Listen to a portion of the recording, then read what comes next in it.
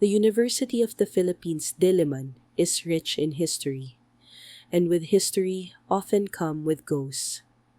Matagal nang usap-usapan na haunted ang campus na ito.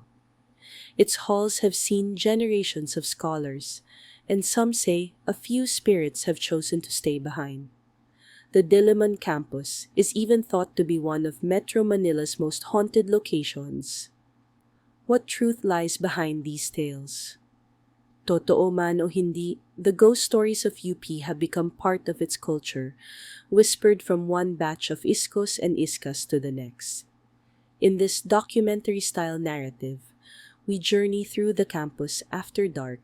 Samahan niyo ako as we explore the well-known hauntings, urban legends, and spooky lore that have given UP Diliman its paranormal reputation. Mga kaibigan, bago tayo magpatuloy sa mas malalim na kwento ngayong gabi, isang paalala. Kung natakot ka o naintriga sa narinig mo, huwag kalimutang mag-like at subscribe sa Radyo Anino para sa higit pang lihim at multo sa susunod na episodes. Hit the bell para di ka maiwanan sa dilim. Share mo rin sa iyong mga kaibigan o sa social media, baka may bumubulong din sa kanila. At tandaan, lahat ng ito ay para sa entertainment lamang, hindi lahat verified facts. Listener discretion advised. Now, let's dive deeper into the shadows. Our first stop is Benitez Hall, home of the College of Education, the oldest academic building on campus. It was built in the 1930s and, as legend has it, has seen more than just students and teachers over the years. Sa katunayan, maraming kwento ang umiikot tungkol sa mga multo dito. Some even call Benitez Hall the most haunted building in UP Diliman. Bakit nga ba? Well, its history offers some clues. During World War II, this building was reportedly used as a Japanese interrogation camp, a place of suffering and death. Marahil dahil dito kaya raw hindi matahimik ang ilang kaluluwa sa lugar na ito, a professor muses.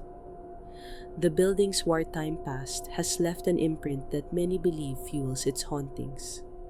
Pagpasok mo pa lang sa lumang gusali, damang-dama mo na ang bigat ng hangin. Madilim ang pasilyo kapag gabi at sabi ng guard, "Ingat po kayo dyan, ma'am. Medyo may nagpaparamdam minsan." Minsan daw ay may umaalulong na katahimikan at biglang may maririnig kang hakbang sa second floor kahit walang tao. One of the most famous stories here is often called the Red Eyes of Benitez Hall.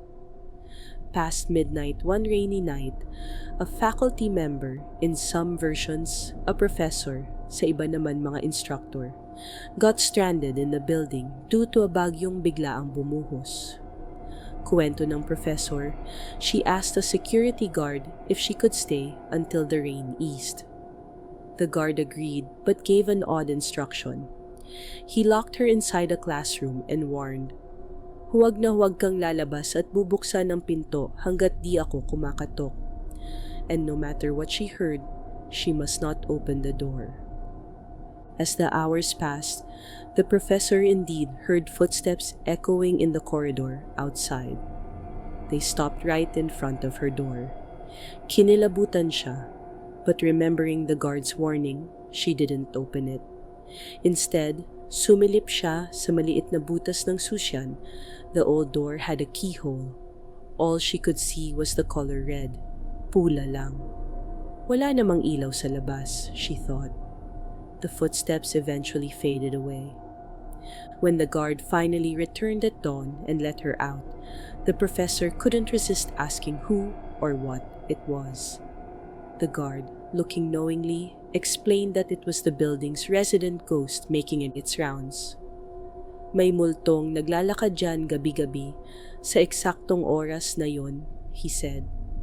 "Ang nakita mo sa butas, ang pulang kulay, mata niya, yon." In other words, the red she saw was the ghost's eye, staring back at her through the keyhole. The guard described this apparition as a lady in white with large blood-red eyes, silently roaming the corridors on rainy nights. This chilling tale has cemented Benitez Hall's ghostly reputation. But it's not alone. Other spirits are said to lurk here too. Students from the nearby UP Integrated School recall seeing something terrifying on late nights. May babae raw na tumalon mula sa 4th floor. Ang kwento nila, paulit-ulit nagpakita sa gabi. They would see the spectral figure of a girl jumping from the top floor of Benitez Hall, but she vanishes before hitting the ground. It's a haunting replay of an alleged suicide. Isang kaluluwang hindi matahimik, perhaps reliving her tragic final act. Witnesses say the phantom jumper appears and disappears in the blink of an eye, leaving them shaken. And then there's Dean Francisco Benitez himself, or rather, his ghost. In life, Dean Benitez, for whom the building was named, was the college's first dean and a respected educator. He died decades ago, yet some believe he hasn't entirely left. Isang bagong propesor ang nagkukwento na minsan habang nagtuturo siya sa isang classroom sa Eduk late in the day, napansin niyang distracted ang dalawang estudyante sa likod. They kept glancing toward the door instead of listening. After class, the professor approached them, medyo naiinis. Bakit hindi kayo nakikinig kanina? The students nervously explained that they saw a man in white repeatedly peeking through the door's small window during the lecture. Akala po namin kilala niyo, ma'am, kasi silip siya ng silip. But she had noticed no one. Intrigued and alarmed, the professor asked around. The librarian suggested she check the wall of portraits of past deans. Pagtingin ng mga estudyante, bigla silang naturo sa isang lumang litrato. Ayan, siya yung sumisilip kanina. To the professor's astonishment, they were pointing at Dean Benito Benitez's photo. Yes, the man after whom the building was named. The librarians nodded knowingly and explained that when the dean was still alive, he had a habit of walking around to observe new teachers in their classes. Parang patuloy pa rin daw siyang nag-i-inspeksyon hanggang ngayon. The ghost, if that's what it was, seemed not malevolent at all. Just a dutiful educator, even in death, checking on his faculty. Nakakakilabot. Pero medyo nakakaaliw din isipin na on duty pa rin si Dean Benitez. Some would joke nervously. With tales like these, it's no wonder Benitez Hall is infamous. Home of the brightest future educators, and a few spirits as well, quips one article. Students who pass by here after dark often hurry their steps, especially if they see the lights flicker or catch a glimpse of a shadow where no person should be. Biro nga ng ilan, mag-aral kang mabuti kung gabi sa eduk, baka si Dean Benitez na mismo ang manita sa'yo. Yet despite the fear it evokes, many on campus treat the ghosts of Benitez Hall with a certain respect. Wala namang nananakit, says a security guard, basta sumunod ka lang sa tagubilin. The red-eyed lady, the forlorn jumper, the watchful dean, they are part of UP Diliman's story. Sa kabila ng hilakbot, they remind us of the university's long memory, its triumphs and tragedies. And as we leave the dim corridors of Benitez Hall, the air suddenly feels lighter, as if the unseen eyes have retreated for now.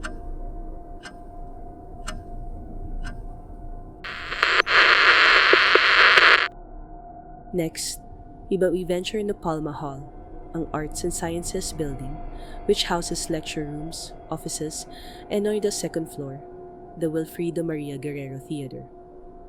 By day, Palma Hall buzzes with students, but at night, it falls silent, save for one unseen performer. Meet Marita, the resident ghost of Guerrero Theater. Her story is perhaps UP Diliman's most theatrical haunting, pun intended. Legend has it that Marita, some older folks call her Marissa, but most know her as Marita, was once a talented theater actress.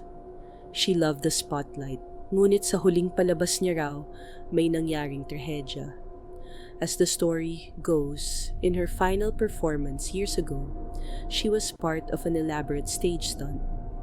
In the climax of the play, she was supposed to descend onto the stage suspended by a harness, a grand entrance. But something went horribly wrong. She fell. Some say it was an accident, others whisper it was intentional. Nagpakamatay daw siya on stage, humiliated and heartbroken after a newcomer upstaged her in the troupe. Whatever the truth, Marita died in that theater, her last moments entangled in the drama she loved. Since then, her soul never left the theater, so the legends say. Marita is now a famous ghost who makes her presence known during rehearsals and shows. Students in theater productions have many eerie anecdotes. Isa na dito ang kwento na during auditions in Guerrero Theater, the directors would hear an unseen soprano voice singing along with the auditionee's song piece. Imagine standing alone on stage, pouring your heart into a song, then hearing a second voice harmonizing with yours, but no one else is there. Sometimes, even the person auditioning hears it, a lilting voice coming from the dark backstage rafters or from a seat in the empty audience. Parang ayaw paawat ni Marita sa pag-audition niya. Marita also loves the spotlight, they say. In fact, she's been known to literally upstage the cast. One of the repeated story involves a winter scene in a play. All the actors on stage wore somber black winter coats, para-dramatic. The performance went smoothly until intermission when excited audience members asked, "Who was that girl in the white dress dancing on stage? Ang galing, saan siya galing?" The cast and crew were baffled. There was no girl in white in the show. But several audience members swore they saw a lady in an old-fashioned white gown, gracefully moving among the black-clad actors. She stood out like a beacon on stage. After the show, people even went backstage hoping to meet this mysterious performer in white. Wala silang nakita. Only later did the production team realize Marita had made a cameo. She had dressed in the opposite color, white against the black costumes, to ensure all eyes were on her. Classic diva move. At hindi lang isang beses nangyari ito. In another play, a funeral scene, everyone wore white costumes. Sure enough, someone spotted a woman in black, dancing lightly among them. The director received praises from some viewers for that extra performer's impactful presence. Isang performance na si Marita lang ang may kayang gumawa. Offstage, Marita can be a prankster. She's known to claim the best dressing room for herself. Actors have reported props and costumes mysteriously disappearing from the dressing rooms, only to turn up later in odd places.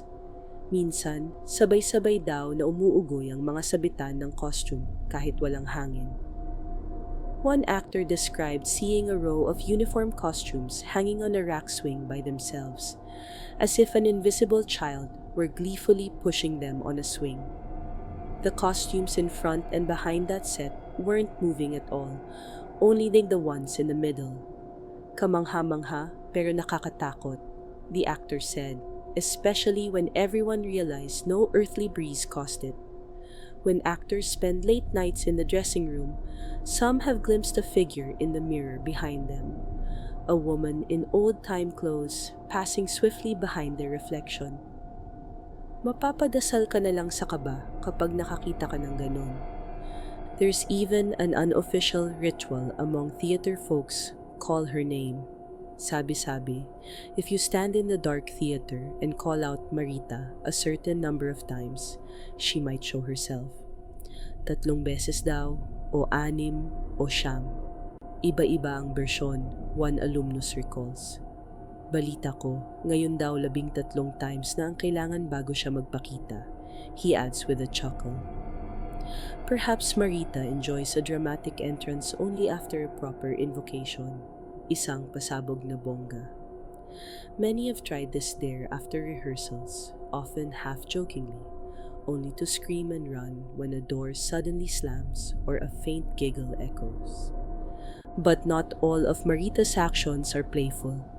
Theater veterans warn that she has a temper, especially toward men who mistreat women, whether on stage or off. May kuwentong muntik na niyang tulak o saktan ang isang aktor na nagportray ng abusive character on stage. During a performance where an actress was being attacked in a scene, something nearly injured the male actor playing the abuser, as if someone intervened. Protective si ate, some joked nervously. She's also known to whisper names into the ears of those she likes or dislikes. If you suddenly feel breath on your neck and hear a woman whispering your name in Guerrero's backstage, you might have impressed or annoyed Marita. Despite all this, Marita isn't regarded as evil. In fact, students affectionately call her a diva or Tita Marita. She never does anything that shuts down the theater or seriously harms anyone. After all, she loves the audience. She wouldn't chase them away. Imbis na takutin ng todo ang mga tao, she does just enough to ensure she's remembered. And remembered she is. Every theater group in UPD knows of Marita. Even the public natakot to wind off her legend. A lifestyle articles mention tong a floating transparent figure appearing during live performances in Palma Hall. That's Marita, not taking her curtain call. According to one such piece, she appears as a floating transparent figure during performances. She was a former stage actress who committed suicide in the school building. The article goes on to note that Palma Hall has had numerous ghost sightings. Possibly because marami na raw kasing naganap na suicide sa building na ito over the decades, lending credence to why Marita's story, among others, endures. Ngayon, tatanungin siguro ng iba, hindi ba kayo takot mag-perform dyan? Surprisingly, many students say that Marita became almost like a guardian spirit of the theater. Basta, wag mo lang siyang kalimutan. One former director says, minsan binubulungan pa namin ng break a leg, Marita, bago mag-umpisa ang show. It became a kind of quirky tradition, an offering of respect to the unseen cast member. As we stand in the dimly lit Guerrero Theater, I can't help but imagine Marita among the seats or twirling on stage under a phantom spotlight. The silence here is heavy, yet not hostile. If you listen closely, para bang may mahina kang naririnig na pagtawa o paghuni from the catwalk above. Imagination lang marahil. Before we leave, I whisper into the dark, "Thank you for the show, Marita." In the stillness, a single loose stage light gently swings. Was that a breeze, or is she acknowledging? We'll never know. Marita's story shows that not all campus ghosts inspire pure terror. Some, like a true artista, inspire a standing ovation, albeit one of goosebumps and awe.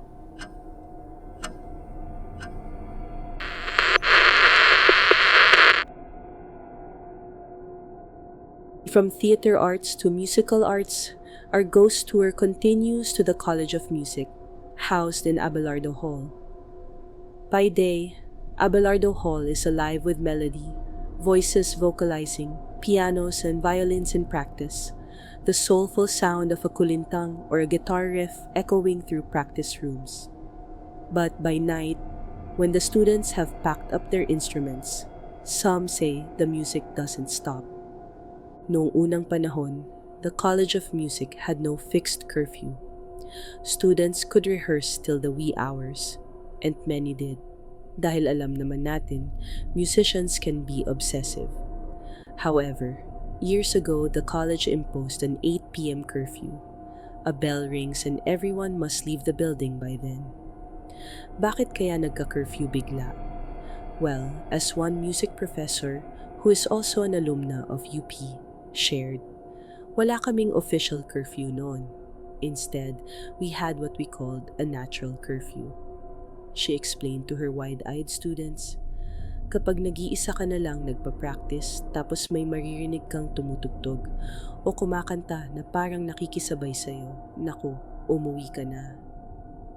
In short, if you start hearing someone performing along with you when you're all alone, that's your cue to leave. This story is well known among music majors. Many janitors and security personnel have indeed claimed that around midnight, they would hear a passionate piano playing coming from an empty classroom. Kumbaga, biglang may nagre-recital na multo. When they go to check, they find the room dark and empty, the piano keys still, but the lingering notes of a melody hanging in the air. Sometimes, it isn't piano but singing.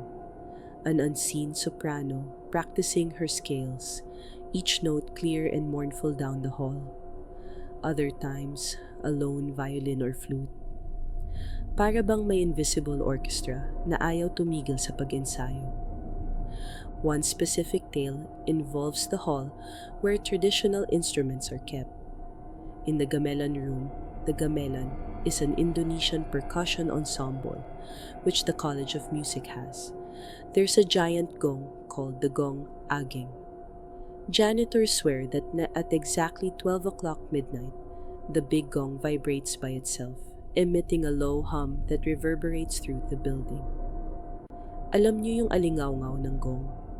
Imagining hearing that when everything else is silent, hindi kaya tumindig balahibo mo. Interestingly, this is not just written off as a ghost. Faculty explained that in Javanese belief, each gamelan set has an indwelling spirit. You must treat the instruments with respect, never step over them, or risk being cursed. The superstition goes, you'll never have children if you disrespect the gamelan. So when the midnight gong sounds on its own, some take it as a reminder. The spirits in the instruments are awake. Huwag daw kasi maingay o magpagala-gala sa gabi sa College of Music, others warn. Baka ma-offend ang mga bantay na kaluluwa ng musika. Then there's the little girl on the second floor. Several piano professors have told this story to new students, maybe to encourage them to pack up early. If you happen to be practicing alone in one of the upstairs studios late at night, you might catch, out of the corner of your eye, a small child wandering the hallway. She's been seen wearing a simple dress, sometimes humming a lullaby. Minsan nakala mo, anak ng professor, tapos mapapansin mong biglang nawala, one account says. The child apparently doesn't interact. She just appears briefly, enough to startle the practicing student who suddenly realizes, Teka, ako lang dapat ang tao dito ah. She then fades away into the shadows. Who is the little girl? No one really knows. Some speculate she might be the ghost of a faculty member's daughter from long ago, or perhaps a child spirit drawn to the sound of music. Now, not everyone takes these tales at face value. May mga skeptics din, syempre. A student-run blog once chronicled an investigation where a team spent a night debunking the Abelardo Hall rumors. They spoke to a guard who admitted sometimes they intentionally make spooky noises to scare stragglers out para mapauwi na ang matitigas ang ulong estudyante. Is it possible that at least some of the phantom music is just overactive imaginations or even pranks? The investigators even found a very human cause for one reported incident. A janitor, whom they met cleaning dozens of drum sets at night, cheerfully claimed, "Kung may marinig kayong kumakalabog na drum past hours, ako yun, naglilinis lang." The vocalizations at odd hours. Possibly faculty or students who got special permission to practice late. In fact, when confronted, one guard frankly explained, "Tinatakot namin yung mga estudyante para umuwi. We scare the students into going home. That's an unusual public safety strategy, but hey, it's effective. So are the phantom musicians of UP Diliman merely a clever ploy combined with suggestible minds? Or is there truly a natural curfew enforcer, a spirit or spirits, ensuring no one disturbs their nocturnal concert? Possibly both. Marami pa rin ang naniniwalang may totoong multo ng musikero dyan. After all, stories of ghostly performances predate any known guard pranks.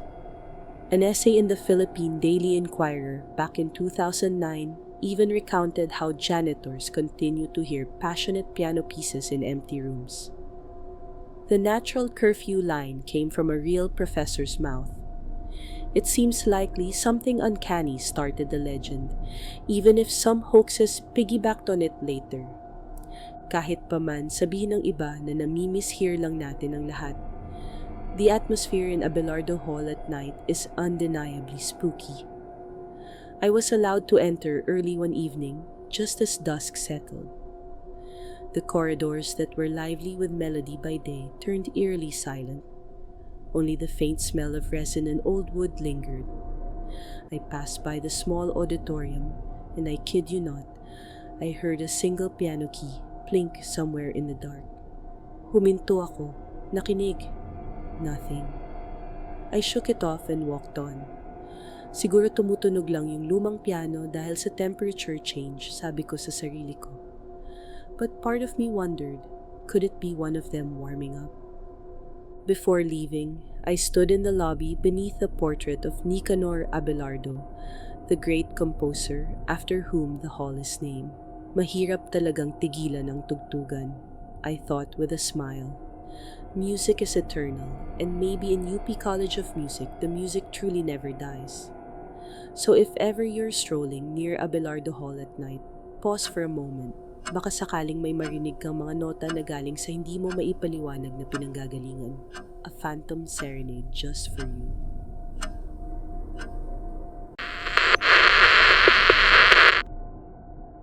Our ghost tour now leads us to Vinson's Hall, the student center of UP Diliman. By day, Vinson's is abuzz with student org meetings, tambayans, and events. It's basically the heart of student activism and activities. But ask any student and they'll warn you, ingat ka sa second floor CR dyan, nakakatakot. The second floor comfort room, specifically the men's bathroom, of Vinson's Hall is notorious. It's the site of one of UP's most hair-raising ghost stories. An apparition that has sent even the bravest frat guy running out with his zipper down. The story often begins on a late afternoon, end of semester.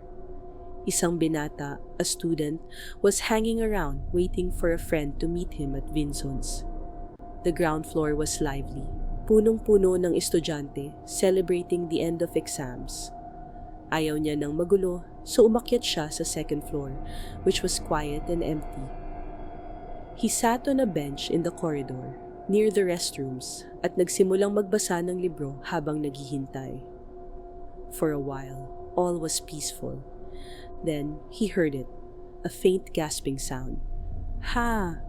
Parang hirap na paghinga ng babae galing sa men's CR. He froze, listening. It was an eerie, choked sob or sigh, like someone struggling for breath. A few minutes later, his friend, whom he'd been waiting for, came up the stairs. Relieved, he asked, "Pare, narinig mo yun? May umiiyak ba sa CR ng lalaki?" The friend had heard nothing and laughed it off. Baka imahinasyon mo lang yan. The two decided to leave. But before heading out, the first guy figured he should use the restroom real quick. Hey, better safe than sorry on a long commute home. Now, this is where the nightmare unfolds. Pumasok siya sa men's CR, which was empty as expected, and occupied one of the stalls. While inside, feeling a bit on edge from earlier, he stayed quiet, and then he felt a presence right above him. Biglang may naramdaman siyang may humahaplos sa ulo niya. a light, smoothing motion as if a hand was patting his hair from above.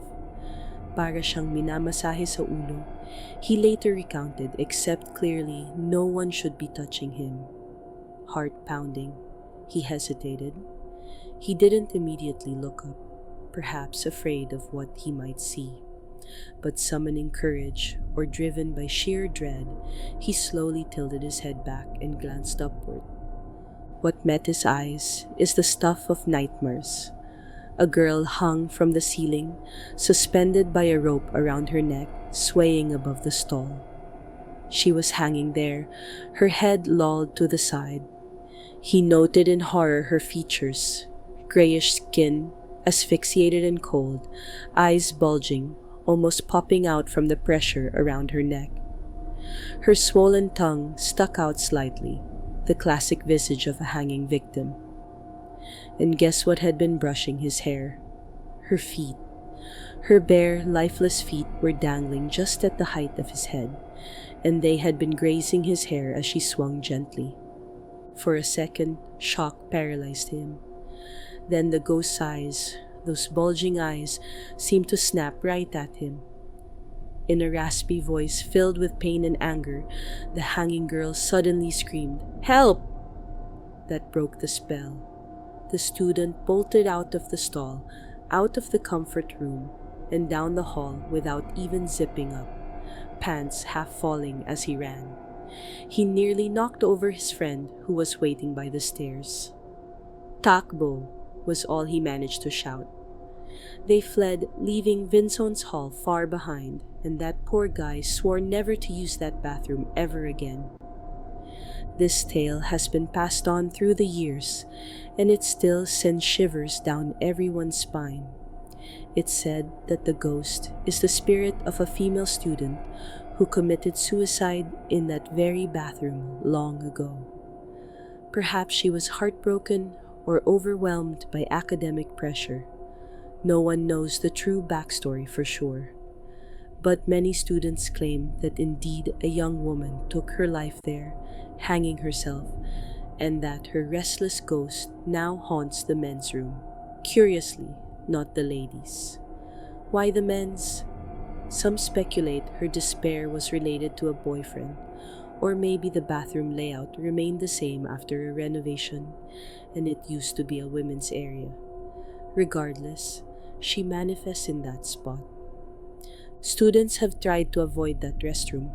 Others, out of morbid curiosity or bravado, go in hoping to catch a glimpse. Some say they just felt a heavy atmosphere, parang ang bigat ng pakiramdam sa loob and a sense of sorrow. Others even claim to have heard a faint rope creaking or a sob when they stayed a bit too long washing their hands. The story became so well known it was even documented in articles about UP's ghost legends. Everyone tells it with the same horrifying details: the pat on the head, the dangling feet, the scream for help. It's practically an urban legend, except one suspects it might have actually happened to someone. Interestingly, beyond the hanging ghost, Vinson's Hall had another ghost of sorts, one far less scary and actually beloved. If you studied in UP Diliman in the 90s or 2000s, you might remember Mang Romy. He was an old, hunched-back man, often seen roaming Vinson's Hall, asking kindly for food or spare change from students. Many new freshmen would encounter him and, feeling pity, give him a snack or a few pesos. Later, they'd be told by upperclassmen, "Ay, nakilala mo na pala si Mang Romy. Buti, nakatulong ka sa kanya." There was a running joke that Mang Romy was actually a spirit or a mythical guardian of the building, because he'd been around forever. Since time immemorial though, generations of students have seen him and helped him. Some wags even quipped that he was the true owner of Vinson's Hall, or that giving him alms was a sort of blessing ritual for good luck. Now, to be clear, Mang Romy was a real-life person, as far as anyone can tell. But he achieved a kind of legendary status on campus. a living urban legend. His presence added to the mystique of Vinzons in a friendly way, a counterbalance to the dark tale of the hanging girl. Nakakatuwa na kahit sa nakakatakot na lugar, may kwentong magpapasmile din sa'yo. Still, when it comes to Vinzons Hall at night, it's the image of that poor ghostly girl that lingers. One can imagine her in the silence, eternally seeking release from her suffering. Tulungan niyo ako, she seems to cry. Perhaps she doesn't realize she's already passed on, or maybe she's condemned to relive that moment of regret again and again. It's a tragic haunting, more than a malevolent one. Bago tayo umalis sa Vinzons, sinilip ko sandali ang men's CR, with a buddy of course, di ako papasok mag-isa. It was just a typical restroom, white tiles, fluorescent lights slightly flickering, syempre, kailangan may flicker para dramatic, and a row of stalls. I stood there quietly at one stall, imagining the story. Napaisip ako, kung ako kaya ang nandun noon, kakayanin ko bang hindi himatayin sa takot? Probably not. Tahimik kami ng kasama ko when suddenly, blag! May malakas na tunog mula sa janitor's closet sa dulo, para bang may nahulog. We both jumped and ran out laughing nervously. Turned out a mop had just tipped over. Buti na lang mop lang. Yet for a split second, my heart was in my throat. That's the power of these stories. The suggestion is enough to scare you.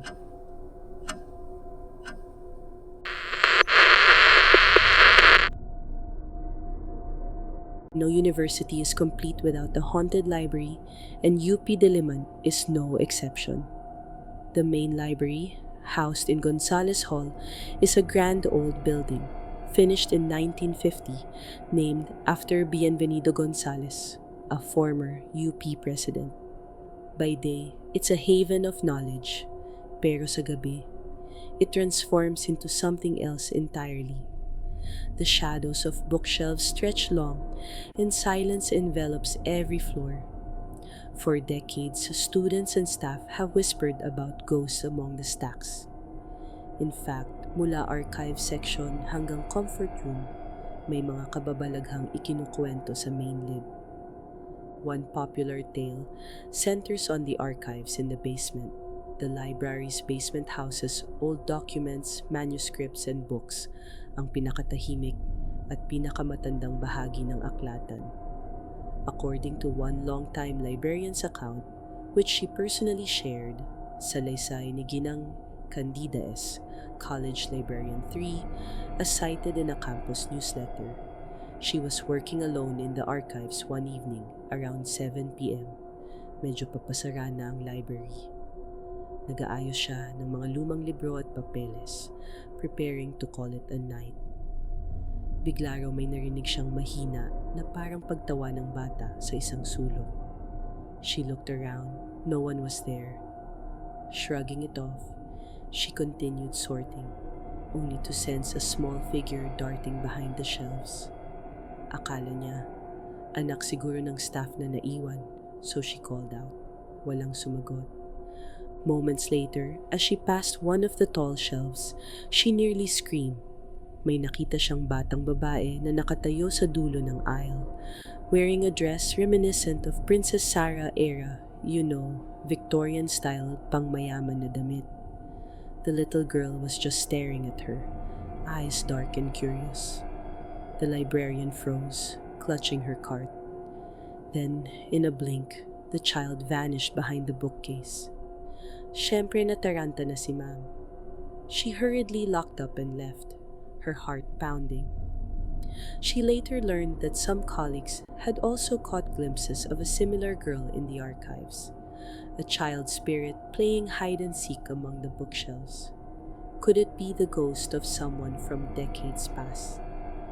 Perhaps a professor's daughter who wandered off and got lost in the library's bowels, or as others more grimly suggest, a child who died on campus and somehow found a home among the books she loved. We'll never know for sure. but employees now avoid being alone in the basement at night. Ang mga libro doon may bantay, one senior librarian says with a knowing look. On the second floor, there's another well-known story, this time involving the men's restroom. Seems like male restrooms in UP are inexplicably popular with ghosts. One of the janitors assigned to clean the main library's second-floor men's room had a frightening experience that made the rounds. According to the account, it was early morning, just before opening. Si Kuya Janitor ay naglilinis ng CR, alone of course, when he heard the door creak behind him as if someone entered. But he knew the library wasn't open to the public yet. "Tao po," he called out. No answer. He peeked outside the restroom. The hallway was empty. Balik trabaho. He resumed scrubbing.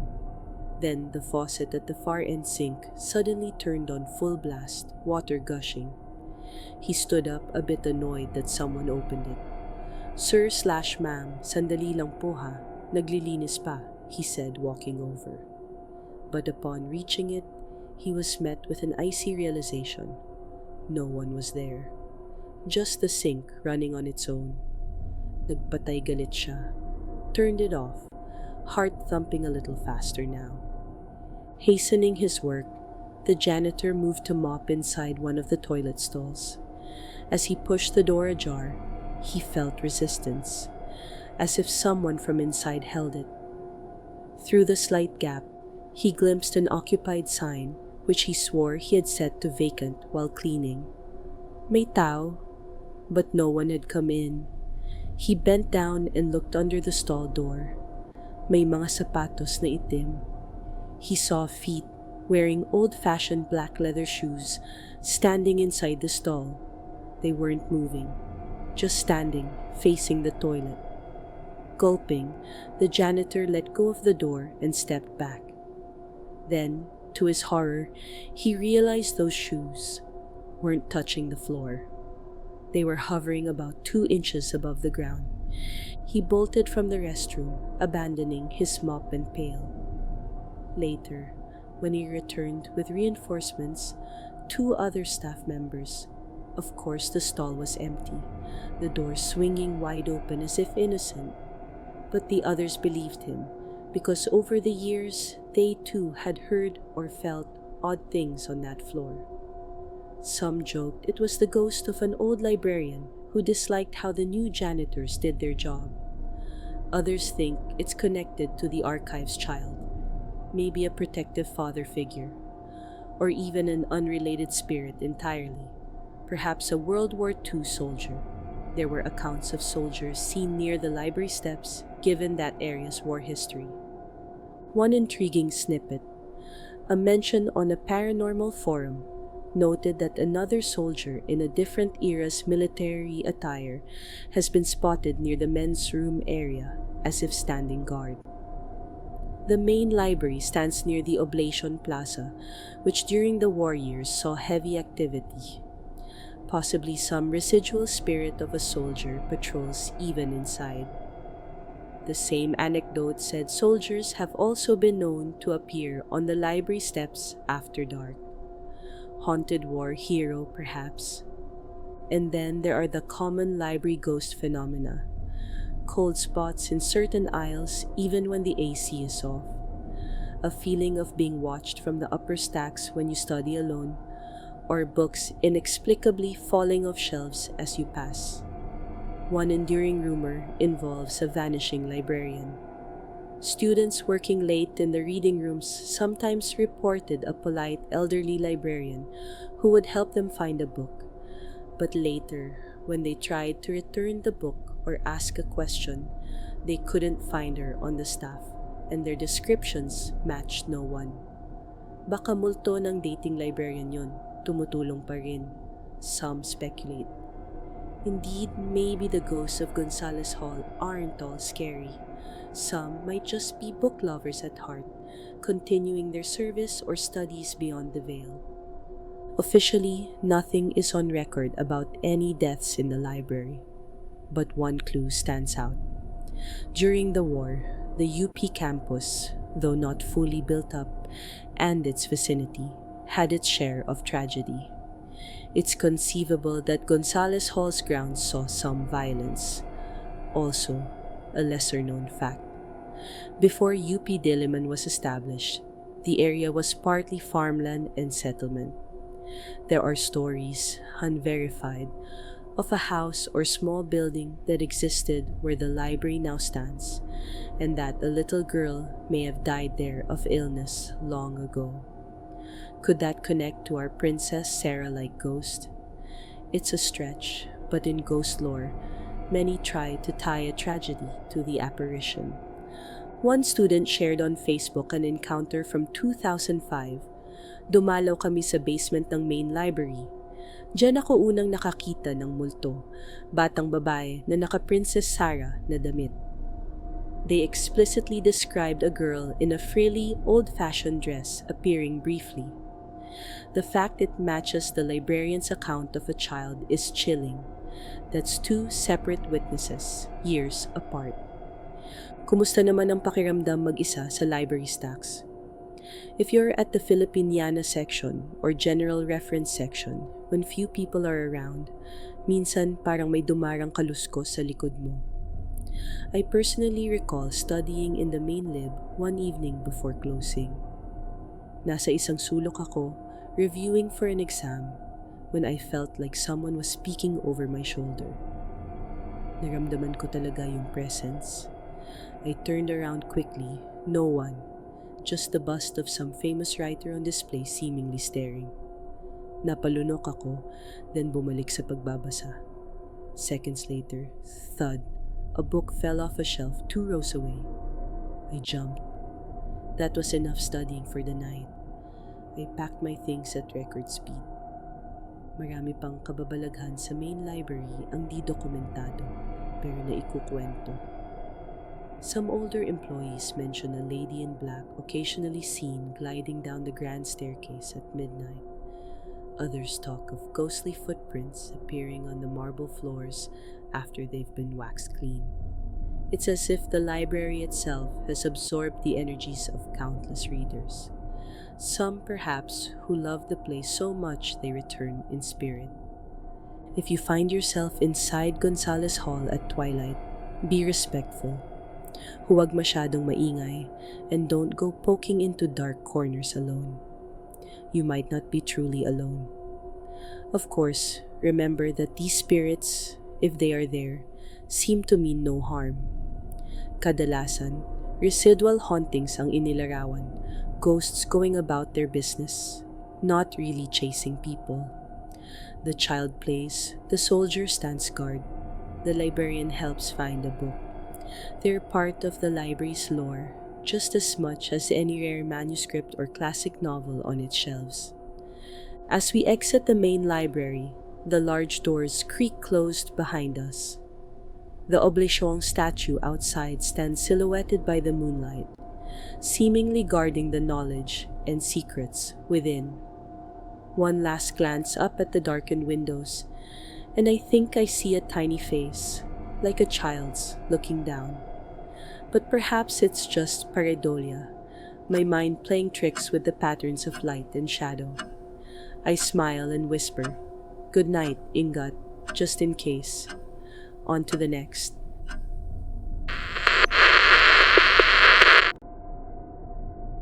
UP Diliman's campus isn't just academic buildings and libraries. It's also home to numerous dormitories, the residence halls. At syempre, bawat dorm may sariling multo stories din. Dorm life is full of youthful energy, but when night falls and the hallways get quiet, do you know who might be roaming around? Here are a few infamous tales from the dorms, guaranteed to make any dormer check twice behind them on their way to the common bathroom at midnight.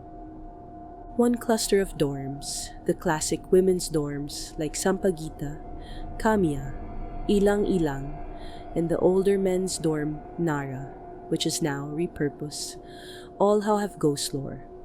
Let's start with Sampaguita Residence Hall.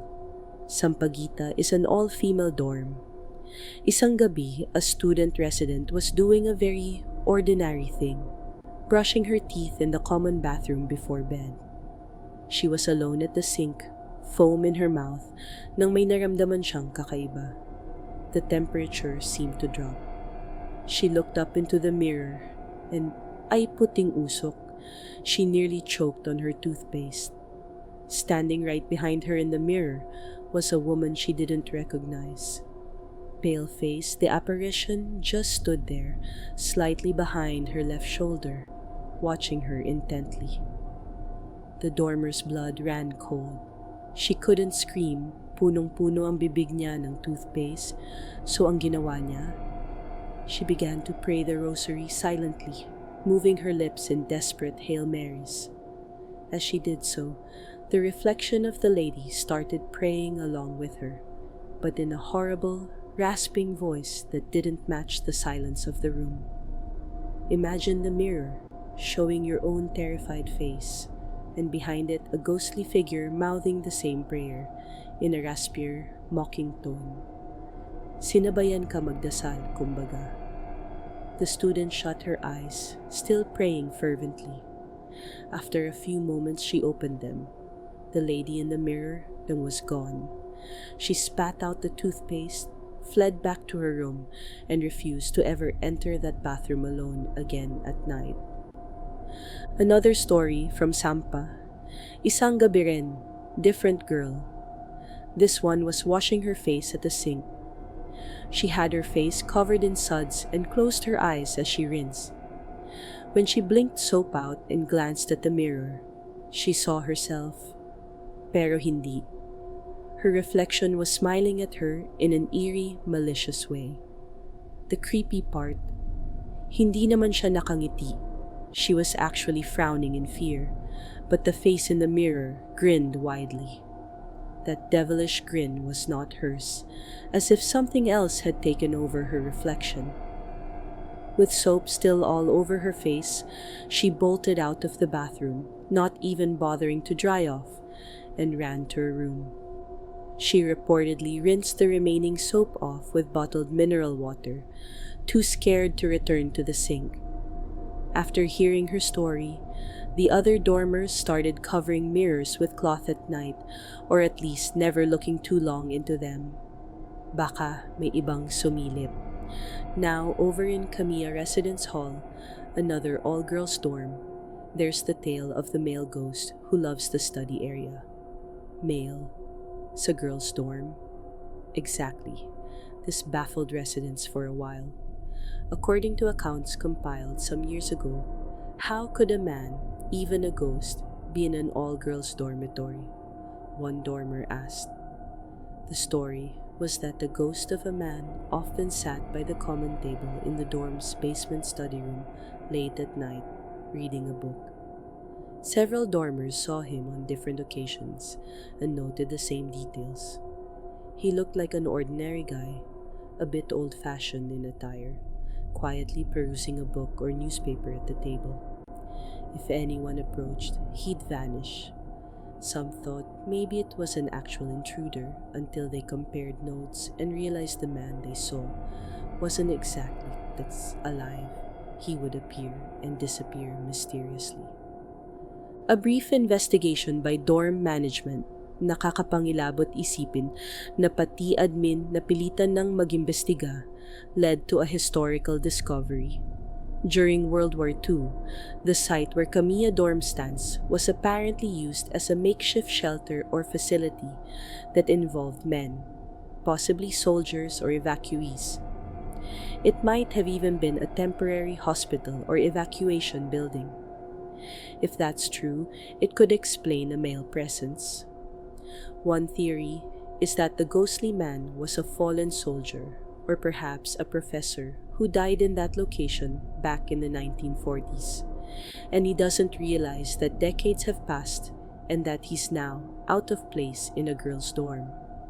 His studious demeanor, reading at the table, makes some sense if he was an academic or someone who loved knowledge. After the war connection came out, the dormers weren't exactly comforted. A ghost is a ghost, but at least it wasn't some malignant demon. Mabait naman daw si Manong Multo, nagbabasa lang. Still, I doubt any of the girls studied alone in the basement at 2 a.m. anymore. They affectionately dubbed him Mang Basyang, like Lola Basyang, but male, or simply the old man of Kamya. Over time, sightings dwindled. Perhaps as the dorm was renovated or after prayers were offered, Mang Basyang moved on. Meanwhile, Molave Residence Hall, a co-ed dorm historically for freshmen, had a classic white lady story. A certain big tree near it was said to be home to a white lady apparition who sometimes wandered into the dorm's corridors. Freshmen would freak out seeing a glimpse of a flowing white dress turn a corner head, but when they'd follow, wala naman tao. Seniors would claim it's just a spirit from that tree doing her rounds. Some brave souls even tried talking to the white lady. Hi ate, pahiram po ng pasmo. Weirdly, some joked around to mask their fear. But one account says a resident woke up at night to find a female figure in white at the foot of his bed. He thought it was his roommate sleepwalking in a blanket, but then he remembered he had no roommate, single room. When he blinked, she was gone. Needless to say, laglag ang puso ni Kuya. At Nara Residence Hall, back when it was a male dorm, they had ghost stories too. Not surprising since Nara was one of the oldest dorms and had seen a lot. It opened in the 1950s. One ghost that floated around Nara was a lady in an old terno, Filipiniana gown, in the second-floor corridor. Men who had too much beer would come home and claim they saw a doña gliding through the hall. Their doormates teased them. Lasing lang yan. But a few swore it was real even when sober. Possibly, Nara, being an old building, had some spiritual resident, perhaps tied to the land's past again. However, the creepiest from Nara was a story of room 214. Some claim a student died by suicide in that room in the 1970s, and since then, occupants of 214 would experience poltergeist-like happenings, and windows opening on their own, cold drafts, and knocks on the door at 3 a.m. with no one outside. The tale goes that one occupant got fed up and yelled, "Sige, kung multo ka man, pakita ka." That night, he woke up to a heavy weight on his chest, as if someone was sitting on him, a common phenomenon known as bangungot, or sleep paralysis, but he swore he opened his eyes and saw a dark figure pinning him. He moved out the next day. The dorm admins apparently eventually left room 214 unassigned for a while to respect the dead. This is anecdotal. I didn't find official confirmation, but it circulated among alumni. To cap off dorm tales, balikan natin saglit ang Sampaguita area. There's also mention of a black entity with red eyes, lurking in dorm bathrooms or showers. A group of dormers reported that when they showered at night, they sometimes felt someone watching. Once, a girl pulled back the shower curtain. Some dorm showers have flimsy curtains, and nearly fainted. Peeking from the small window near the ceiling was a dark shadow with glowing red eyes. It vanished in a blink, but she ran out in a towel screaming. Others said they saw the same if they shower at 3 a.m. A quick flash of two burning red eyes at the window or above the stall, then nothing. Hindi kaya paniki lang? Some skeptical friend asked, but a bat's eyes don't glow red like that. The description was more like a kapre, tree giant, or demon. Given the dorm's proximity to big trees outside, a folkloric explanation was a kapre might be hanging out in the old acacia, peering in at the girls. Yikes, ang manyak. So the dorm residents started drawing the curtains, or not showering at witching hours.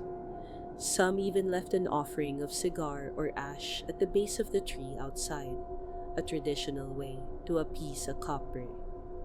after a while, the red-eye sightings stopped, or at least became rare. These dorm stories show a pattern. Ghosts often manifest in liminal spaces, mirrors, doorways, windows, almost like echoes of past residents or entities tied to the land. They don't really harm anyone, except scare the life out of them. Yet they've become part and parcel of dorm life. Upperclassmen pass them on to newbies, sometimes to haze them a bit. Welcome to UP, may multo dito, but also as genuine cautionary tales. Believer or not, at 2 a.m., when you're walking down a silent dorm hallway to get water, you'll remember these stories and pick up your pace. Before leaving the dorms, let me share one more insight. Some psychologists say that ghost stories thrive in dorms because of the high stress and emotional energy of students living there. Our minds externalize fears into apparitions. Possibly true, but talk to any iska or isko who actually experienced these, and they'll tell you, hindi guni-guni yun. May naramdaman talaga ako. The collective memory of these experiences keeps them alive. We step out of the dorm block as the night deepens. In the slight distance, the street lamp casts a shadow by a belate tree, and for a moment, it looks like a person. I recall the many times I stayed overnight in dorms during my undergrad. The late-night group studies where suddenly everyone would go quiet, wide-eyed, claiming they heard a whisper, then burst into nervous laughter. Dorm life in UP, it's fun, formative, and just a little bit haunted.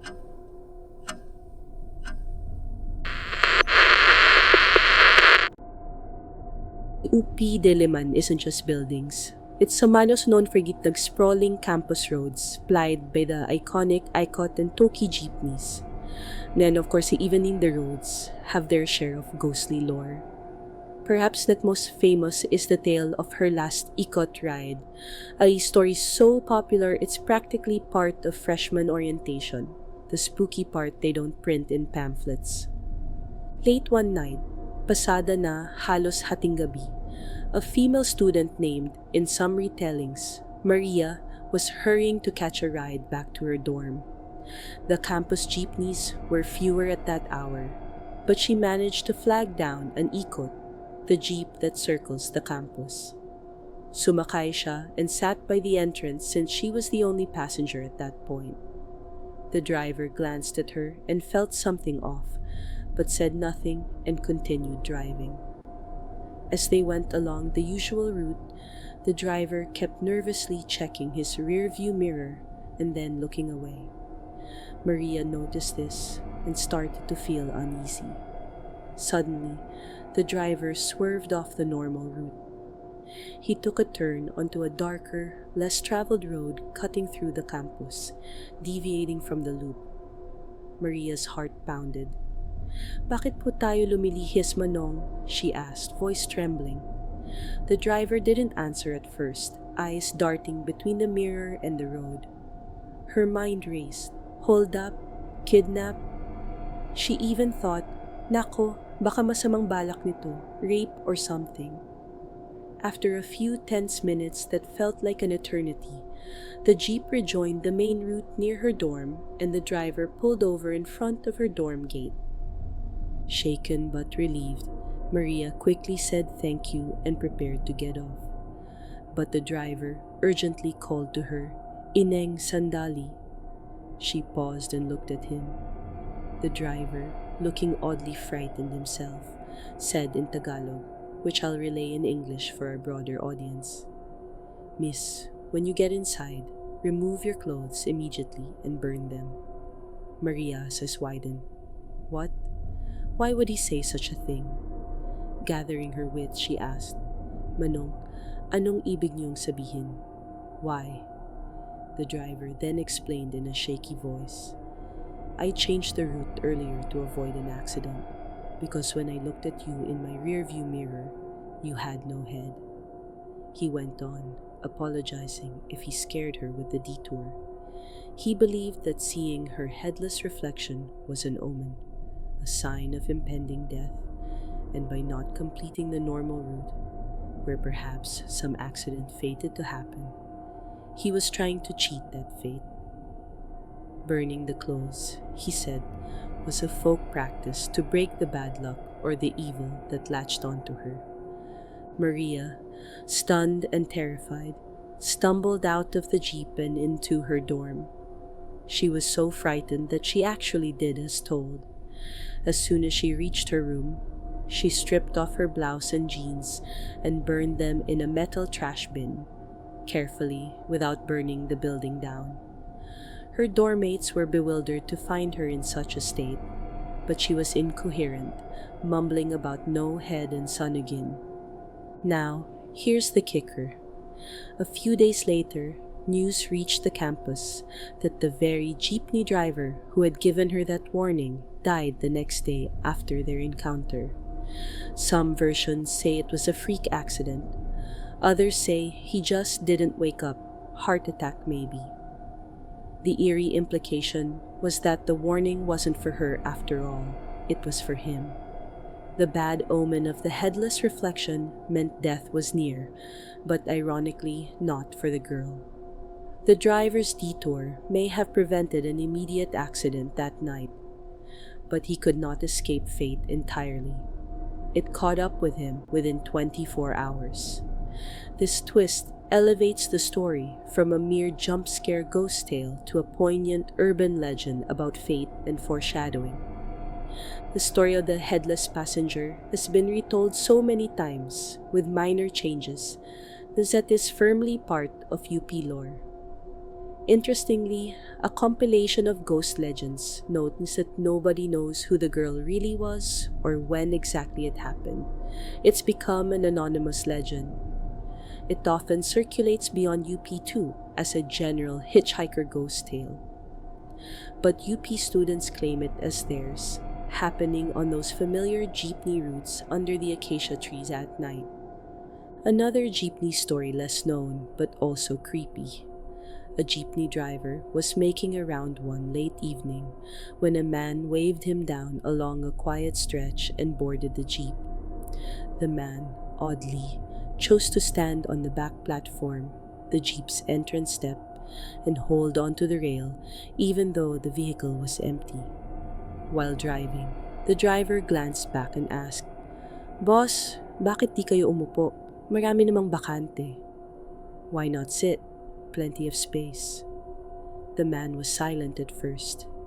As they went on, the driver looked again through his rearview mirror, and he realized something chilling. The reason the man didn't sit was because, from the man's perspective, the jeep was full of passengers. In the mirror, the driver momentarily saw the jeep filled with people, but in reality, it was empty. When the man realized this too, the story says the man was about to answer the driver that he couldn't sit because it was full, but then saw it was actually empty. Both he and the driver felt an icy wave of dread. The passenger freaked out and yelled to be let off right there, mid-route. The driver obliged swiftly. As soon as the man stepped off, he vanished into the darkness, and the shaken driver sped away. This story doesn't have a clear moral or resolution. It's more an anecdote of the unexplained. Possibly, that man was not a man at all, but a spirit who briefly perceived the spirit world's crowd on the jeep.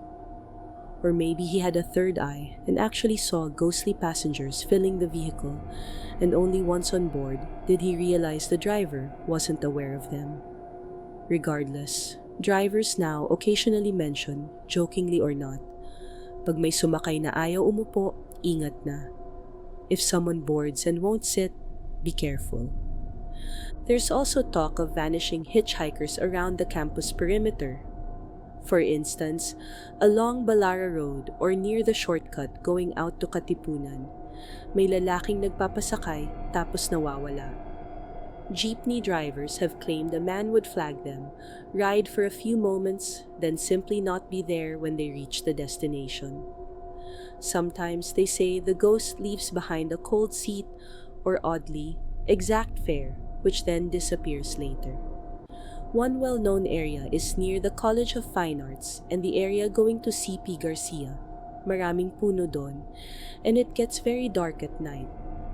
That's where a driver once recounted seeing a lady in white by the roadside, but when he slowed, she was gone. However, the side mirror revealed she was suddenly sitting in the back. He didn't stop or look again, just muttered a prayer and drove on. By the time he neared the dorm row, the mirror showed she was gone.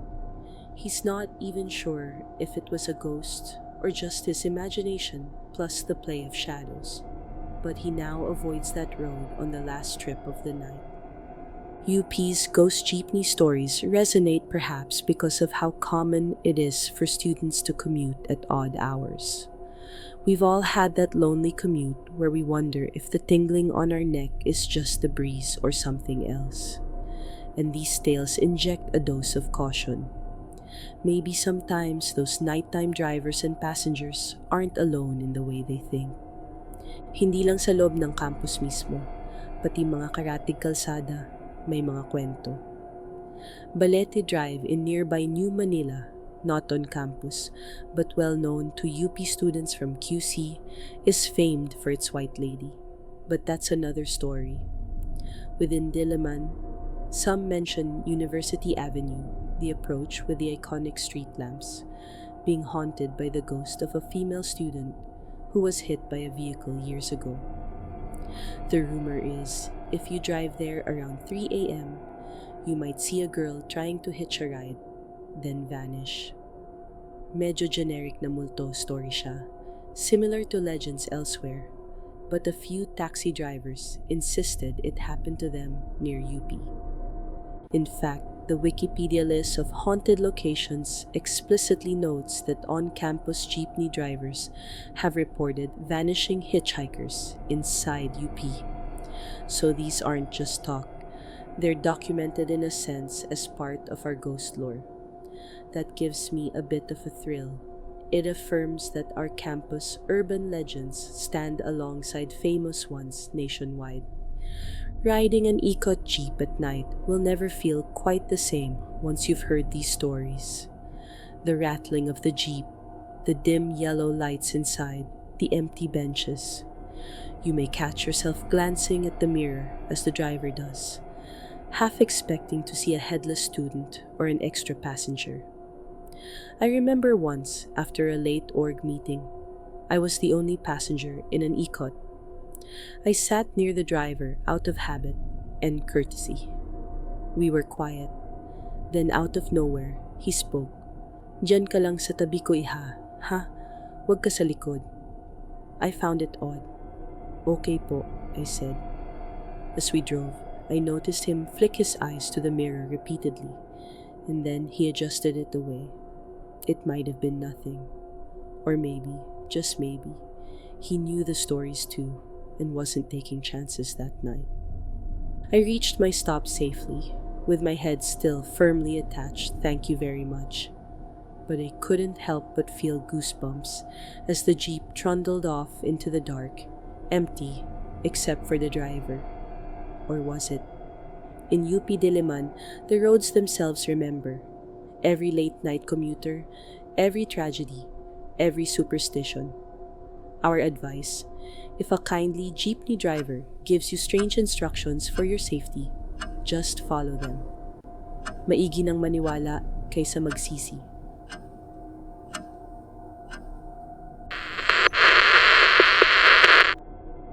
We've covered the big-name ghost stories, but a campus as large and old as UP Diliman has plenty of other eerie corners.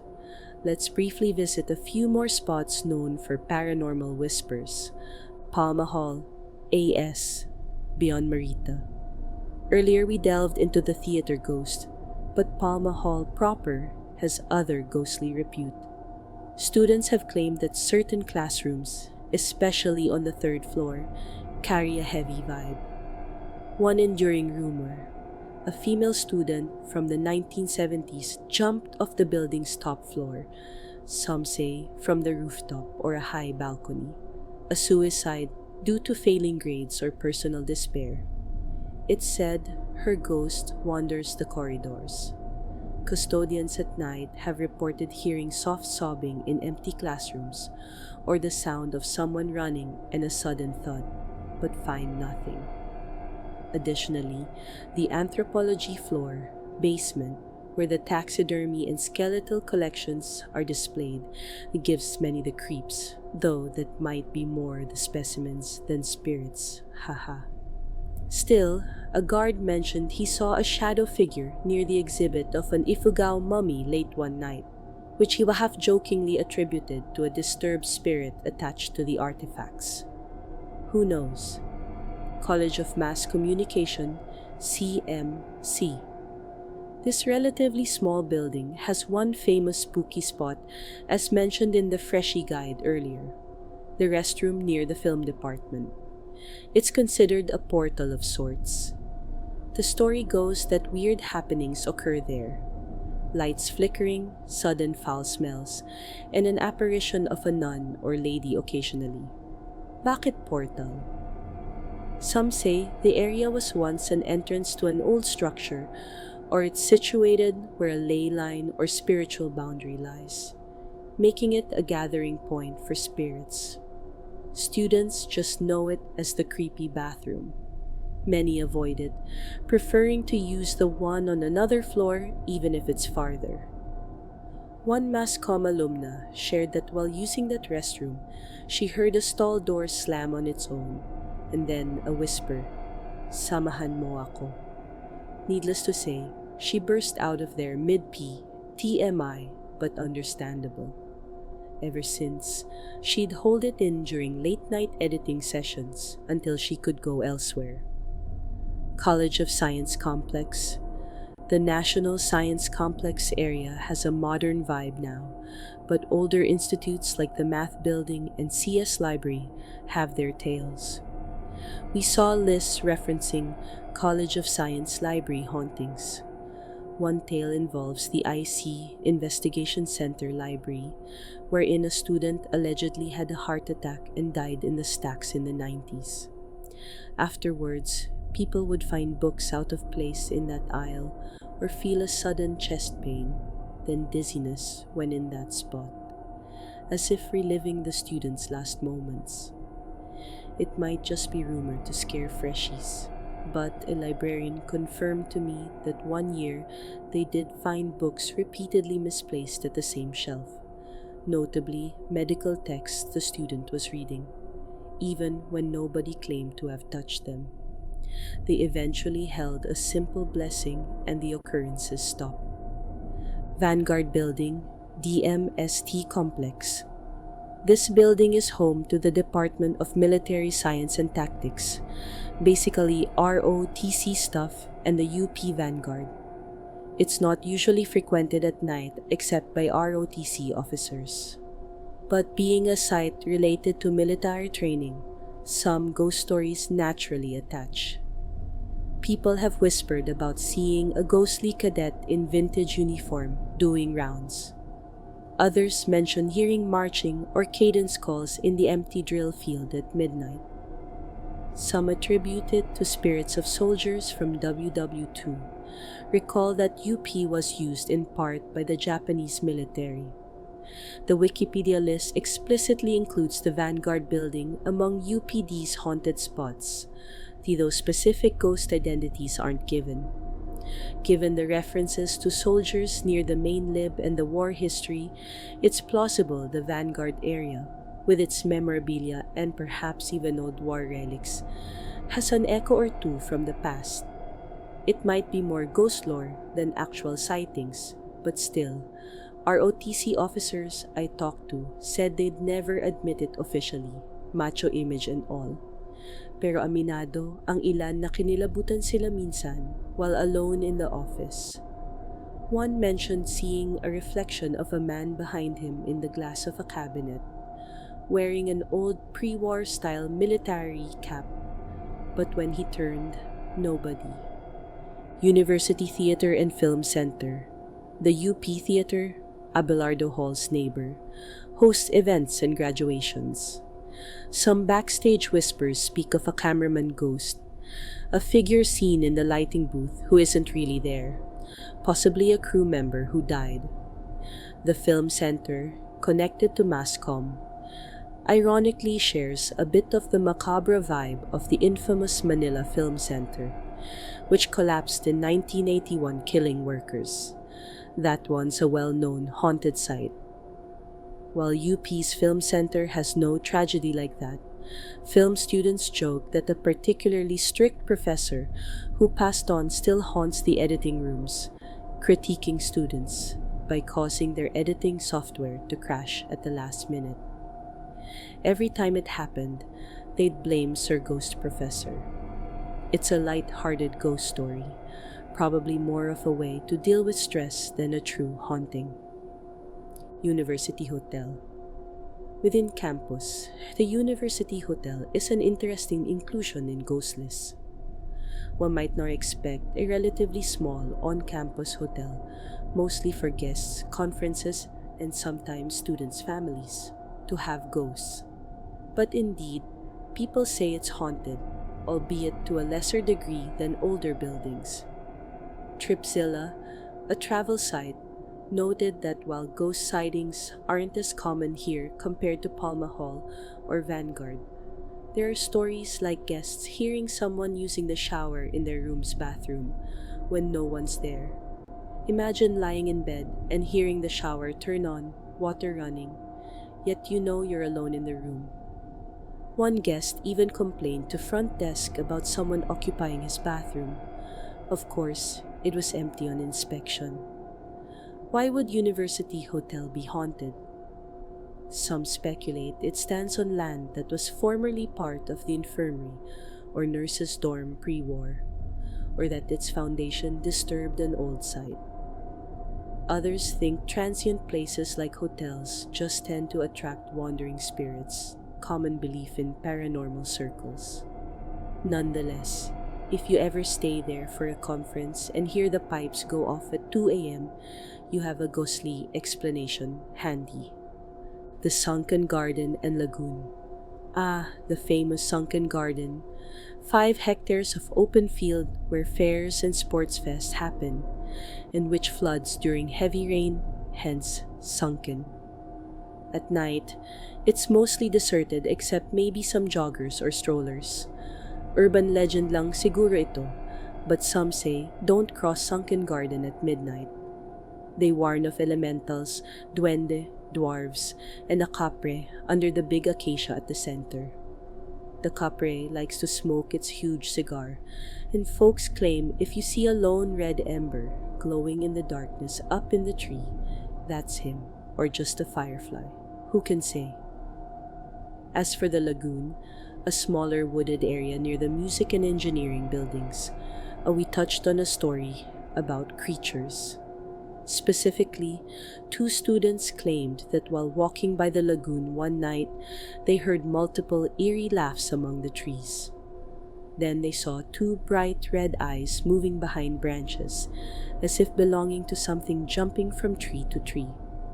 The girls understandably ran for their lives.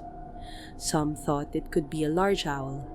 Owl's eyes shine red in light, or indeed a sigbin or other elemental. The investigative blogger we mentioned earlier debunked it by noting there were kids playing and phone lights bobbing, a rational explanation. Still, the initial witnesses swear it was not just kids. They felt something sinister. The red eyes in the trees. This motif of red eyes keeps popping up Edu Ghost, Dorm Showers, Lagoon. Red eyes in folklore usually point to a certain type of elemental or a very malevolent spirit. But in UP, it's become almost a meme among ghost stories. Any unexplained phenomenon. Baka, red-eyed ghost, yan ha. Could it be one and the same entity roaming? Unlikely. Probably coincidence and imaginative embellishment. But fun or terrifying to ponder a roaming pair of red eyes that checks various locations. the campus might just have one particularly well-traveled ghoul. Calayan Residence Hall. This freshman dorm, ironically named Freedom, had a young playful ghost, a knocking ghost. Residents would get knocks on their door at 3 a.m. but see no one peephole or hall. It became a dorm game to yell, "Sino yan?" quickly and see if a shadow runs. Once, a student got annoyed and said, "If you're a ghost, pakita ka nga." That night, his closet flew open and all the hangers fell down, waking him up. He apologized aloud after that. Was it a ghost or just gravity? Who knows? But they started chalking protective symbols on their doors after too many knocks. Main Admin, Quezon Hall. Surprisingly little is said about the admin building being haunted. Perhaps ghosts avoid bureaucratic offices just like students do. There is a rumor that the oblation statue, the real one inside admin, is guarded by spirits of those it represents, the sacrifices of our heroes. Some guards at night reported hearing faint patriotic music or even seeing a silhouette by the oblation inside the lobby at 3 a.m. In a poetic sense, we say maybe the spirit of UP's ideals roam there, not a ghost, but the animating spirit of honor and excellence. Then again, others joke it's just the ghosts of deadlines and deferred cases. Haha. At iba pa, the list can go on. The infirmary, UP Health Service, has ghost lore. Typical hospital stuff like a lady in nurse uniform in the old wing, or patients who saw previous dead patients. The main building of the Asian Center, an older structure, had a tale of a monk-like figure appearing. The College of Education's Red Room story even got featured on Reddit's r/no sleep, a fictional retelling probably, describing the red-eyed ghost scenario from a student's perspective, calling it the Red Room. That shows how our stories even inspire horror fiction beyond campus. UP Diliman's ghost lore is so rich that even during Halloween, media sometimes cover haunted campuses, and UPD is front and center. The campus paper and orgs occasionally do ghost tours or special articles, treating the stories as both cultural folklore and fun, scary content. At the heart of it, these tales persist because they are shared experiences that bind generations. Mapamahiin man o hindi, a lot of scholars ng bayan have at least one creepy campus anecdote or know someone who has one. They're told in dorm, late nights, during tambayans, or power outages to pass time and spook each other. They're a bit of living history, carrying fragments of truth, like war history or actual tragedies, wrapped in imaginative narration.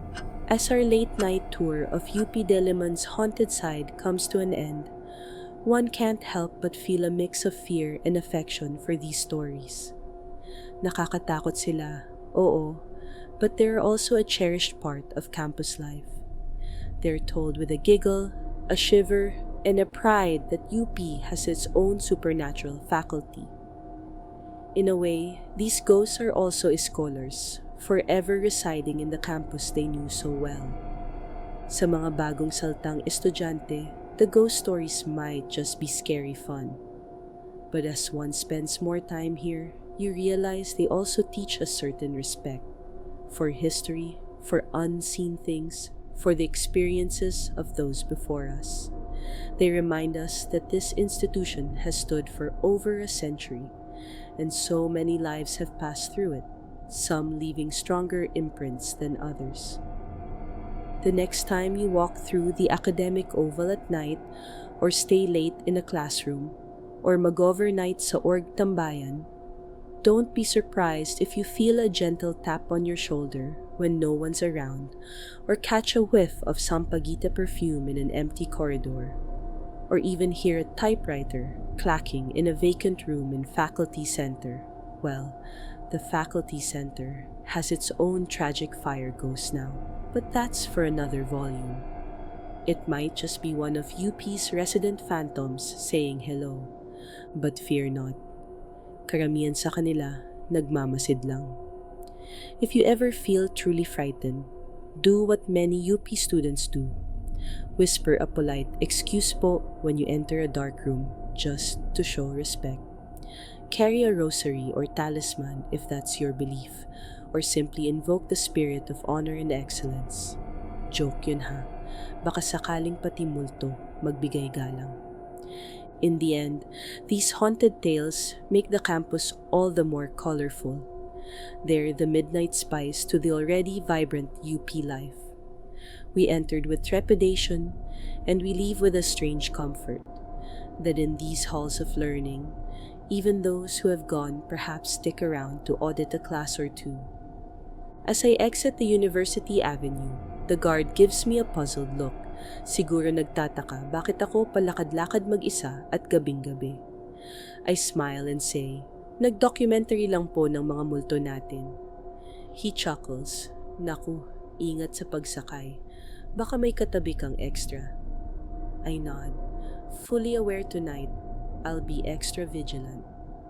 The moon peeks out from behind the clouds, casting UP Diliman in silver light. In that glow, the acacia trees seem to sway with personalities of their own. It's beautiful and a bit spooky, which is exactly what UP is sometimes. To all the spirits that purportedly roam here, from the red-eyed lady of Educ, to Marita of Guerrero, to the hanging girl of Vanson, to the little ghost child of the library, to the unseen guardians of the Oval, padayon. Carry on. We acknowledge you as part of the campus family. Just don't scare us too badly during Hell Week, okay? At sa inyong mga buhay na nakikinig at nagbabasa, I hope you enjoyed this journey. In whispers and legends, the hauntings of UP Diliman live on. Perhaps until we ourselves become mere spirits reminiscing about the good old days at AS Steps or Sunken Garden. Matulog kayo ng mahimbing, if you can. Magandang gabi, and honor and excellence, pati na rin konting dasal, even beyond the grave. At doon nagtatapos ang ating kwento para sa gabing ito sa Radyo Anino. Salamat sa pakikinig mga kaibigan, whether you're stuck in traffic, working the night shift, or just craving a taste of home from abroad. Kung may kwento kang gustong ibahagi, i-comment below o i-send sa amin. Huwag kalimutang mag-like, subscribe at share para sa higit pang lihim na bumubulong sa dilim. Hanggang sa susunod na gabi, stay safe out there. Good night.